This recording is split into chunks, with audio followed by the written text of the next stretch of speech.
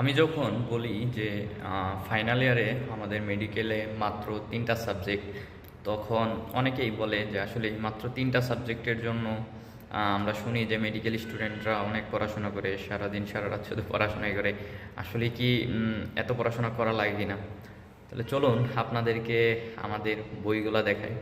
তো আজকে 3টা সাবজেক্টের আমি শুধু একটা সাবজেক্ট দেখাবো। আসলেই মেডিকেলের একটা সাবজেক্ট বলতে আমরা আসলে কয়টা বই পড়া লাগে বা আমরা আসলেই কতটুকু পড়ি, তো সে সম্পর্কে একটা ধারণা পাবেন বইগুলো দেখলেই। চলুন দেখে নেন। তো এটা হলো আমার সার্জারির। এখানে যে বইগুলো আছে এগুলো মোটামুটি সার্জারির মেন বই। দেখেন এখানে দেওয়া আছে বেইলি অ্যান্ড লাভ। এটা হলো সার্জারি, জেনারেল সার্জারির জন্য আমাদের সবচেয়ে ভালো বই যেটা আমরা পড়ি। আর তার উপরে এটা এটা যেটা আছে এটা হলো আমাদের ইএনটির জন্য এটা, অর্থাৎ নাক কান গলা যেগুলো আছে। আর উপরেরটা হলো শর্ট কেস। এখানে আয়ের বইটা নাই, আয়ের মেন বইটা আমার এক ফ্রেন্ড নিছে, তো সেজন্য ওইটা দেখাতে পারলাম না। এইটা হলো আমাদের মেন বইটা। আর আমরা যদি গাইডগুলো দেখি তাহলে এইগুলো হলো আমাদের সেই গাইড, অর্থাৎ আমাদের ওইগুলো হলো মেন বই, উপরে যেগুলো দেখলেন এরপরে এইগুলো হলো গাইড। তো একটা সাবজেক্টের জন্য আমাদের এতগুলা বই পড়া লাগে।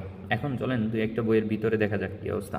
আমরা যদি এইটা দেখি, এইটা দেখেন, এইটার এই যে অর্থাৎ আমাদের মেডিকেলের সব বই তো আসলে সব ইংরেজিতে লেখা, তো ওইভাবেই পড়া লাগে। তো এটা হইলো আমাদের সেই মেন বইটা, ঠিক আছে। তো এইটা একটা, তো আরও যদি দু একটা দেখি, তো এখান থেকে দেখি বেলি লাভ, যেহেতু আমাদের সবচেয়ে পছন্দের বই, সবচেয়ে মেডিসিন যারা সার্জারি পড়তে চায় তাদের অবশ্যই এটা পড়া লাগে। তো মোটামুটি এইরকমভাবে দাগায় দুগায় পড়া লাগে এই আর কি। তো এরকম দেখেন কত ছোট ছোট লেখা, ঠিক আছে। তো এরকমভাবে মোটামুটি বেলি লাভেরই আমাদের 4টা খণ্ড আছে, দেখেন। তো এর উপরে আমাদের ডিঙ্গা আছে, আরও আছে। আর যদি গাইডগুলো দেখি তাহলে দেখেন এটা হলো ইএনটির গাইড। আমরা যদি ইএনটির গাইডটা দেখি, তো ইএনটির গাইডগুলো আমাদের এই যে এরকমভাবে দাগায় দুগায় অনেক কষ্ট করে আর কি পড়াশোনা করা লাগে। তো এক তো হইলো এগুলো ইংরেজিতে লেখা, দুই হলো অনেক ওয়ার্ড থাকে যেগুলো আসলে আমাদের অপরিচিত, নতুন করে পড়তে হয় বা মনে রাখাটাও টাফ। এই জন্য আমাদের দেখা যায় যে বারবার এই জিনিসগুলো পড়া লাগে, এবং একটা সময় আসলে সবারই হয়ে যায়।